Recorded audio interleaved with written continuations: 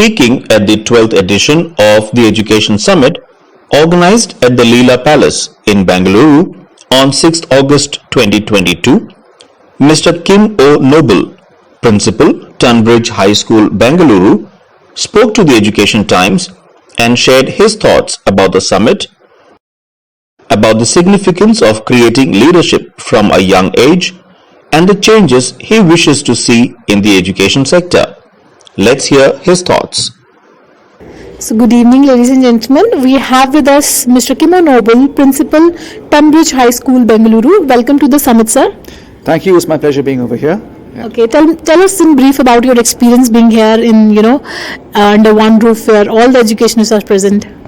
I was invited over here as a speaker to share my views, my experience on my topic, which is about eco-literacy over here and how it's important for children in schools to be more aware of the environment. That's what I was prepared to do. But when I came over here, I was really awe-inspired with the amount of experience and the amount of knowledge sharing that so many heads of institutions, chairmen, directors had over there. And what they expounded there on the stage was not any kind of bookish knowledge, but personal experience, challenges, difficulties we face day to day, what it was in the past and how it's now. And I think all of us here under one roof are going to go home a lot more wiser and enlightened. That's what we were, looking forward to. And the theme of the summit was changes in aims and objectives of the education. And many things have been, changed tremendously in the education sector.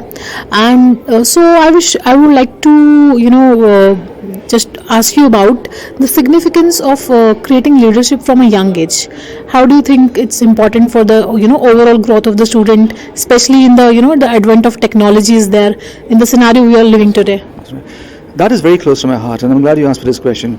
The very theme of your summit of your company is called Time2Grow, and I believe that at any age a child can demonstrate leadership, and this has to be nurtured. There's been awareness for it, and they say leaders, some leaders are born and not made, but I do believe anyone can be a leader.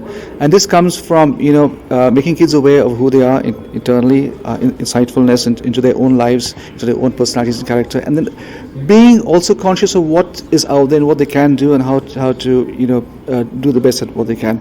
I personally run a lot of leadership workshops for students and for student leadership councils over there. That is very close to my heart. I've done this all my life, from being a teacher, colleges, the corporate life, and back in schools.